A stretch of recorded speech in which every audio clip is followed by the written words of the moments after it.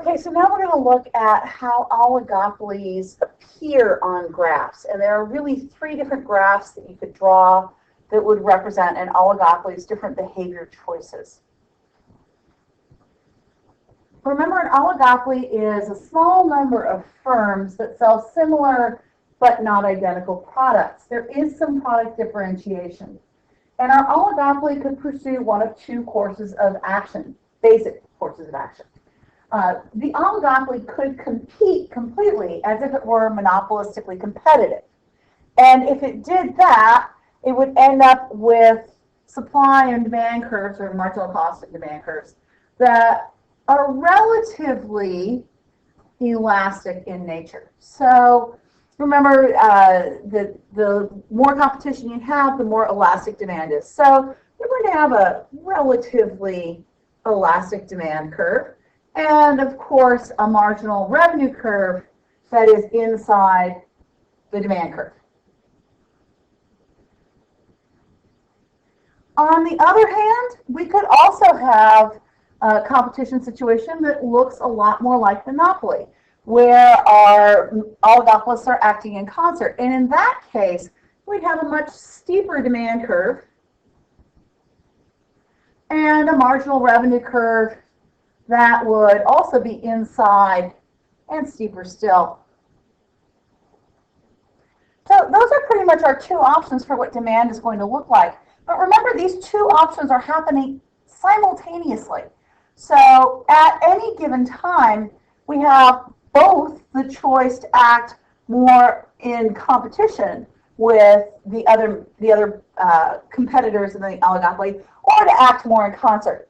So this could be happening simultaneously, which means we're going to take a moment now and combine it on a graph. So now we're going to combine our options onto one graph. This is where it gets a little confusing, because remember, these are actually two different demand curves happening at the same time. Two different demand curves happening at the same time, because they're two different choices that the oligopolist has. So our first choice could be to act competitively, and our second choice could be to act in a less competitive manner. So if we have both of our demand curves happening at the same time, in fact, we have this going on. And remember, we also have to get our marginal revenue curves together. So we're going to move them over as well. So we have two possible marginal revenue curves, and we have two possible demand curves.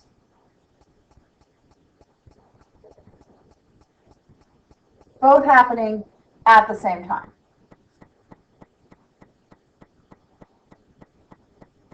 Okay, that's about right.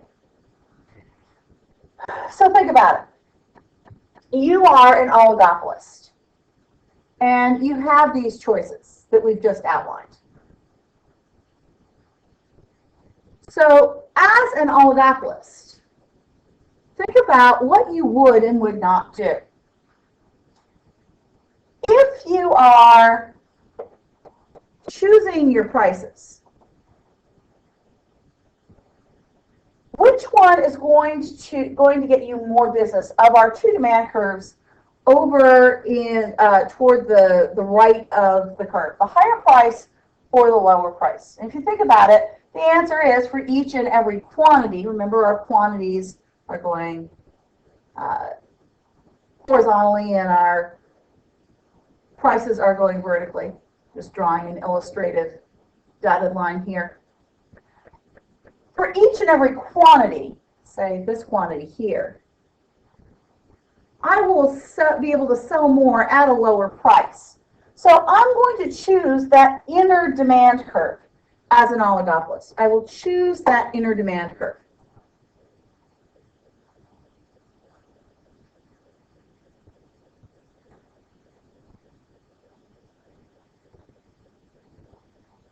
And I will continue to choose that inner demand curve as long as it is a lower price than the outer demand curve. So as long as I am following this inner demand curve, that outer demand curve might as well not exist. So functionally, it's gone. Yes, it's still there, but I'm never going to follow that curve.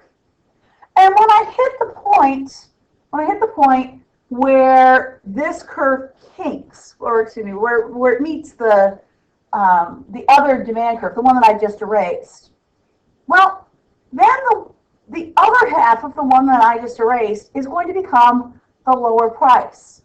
And I will be able to sell more than my competitors if I follow the lower price option for that quantity. So what basically ends up happening now is that I have two demand curves that have become one.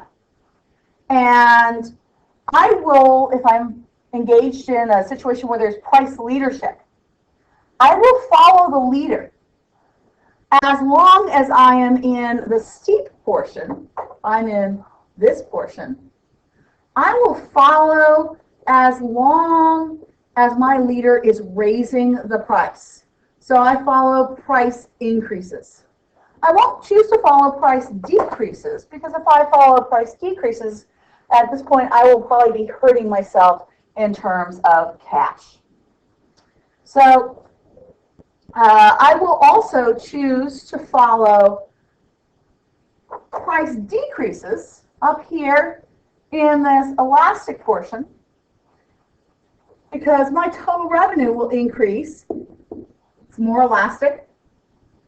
I will follow price decreases. Now remember, I have a marginal revenue curve. And my marginal revenue curve, I'm going to follow my marginal revenue curve only in the portions, let me erase some of this here, only in the portions that follow those sections of the curves that I am dealing with. So I'll follow that part of the marginal revenue curve for my more elastic portion, or more inelastic portion, and I'll follow this one. Wait a minute, that was more inelastic. There we go. For the more inelastic portion, and I will have a gap in the middle. I will have a gap in the middle because I have two curves that now have different marginal revenue curves. Remember, each one of those demand curves had its own marginal revenue curve. So some of my marginal revenue curve has now disappeared. So there's a gap in the marginal revenue curve that comes from the fact that I had two different demand curves to start with. And the marginal cost curve will always go through the gap someplace. Because it goes through the gap, and the gap exists over the kink or under the kink, then what's going to end up happening is that my price will always be at the kink and my quantity will always be at the kink. It's a function of the fact that I have two different marginal revenue curves, that I have a gap occurring between those two curves,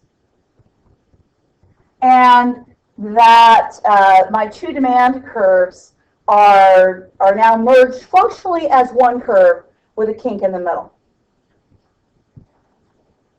So here are the rules. The first rule, always remember,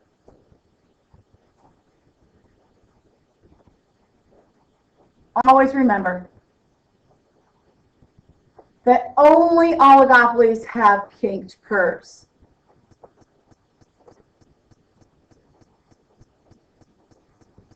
There is no other form of competition with a kinked curve.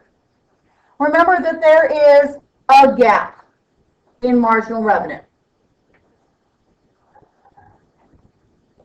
And that our marginal cost goes through the gap.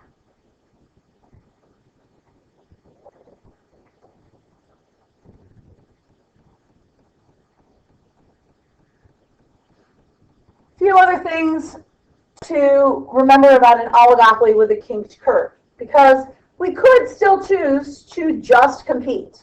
This is only a price leadership situation. This is only tacit collusion. This is only price leadership. And if we have that kinked curve going on, we'll always set our price and quantity at the kink. Price and quantity will always be at the kink. It only happens if we're practicing price leadership. The members of the oligopoly will follow the leader up the more inelastic portion of the demand curve, the steeper portion of the demand curve, and they will follow the leader down in the more elastic portion of the kink demand curve. And the reason is, remember, total revenue test. If you're in the inelastic portion of demand, you always want to be raising your price, not lowering your price, because you will be increasing your total revenue. Remember, inelastic portion increases in prices lead to increases in total revenue. However, if you're in the elastic portion, it makes no sense to raise your price. You'll only be decreasing your total revenue, and in the process, decreasing your profit. We are profit maximizers, so we'll always want to increase our profit to the greatest degree possible. So what we'll be doing in the more elastic portion is lowering our price, and eventually all prices will settle at the kink.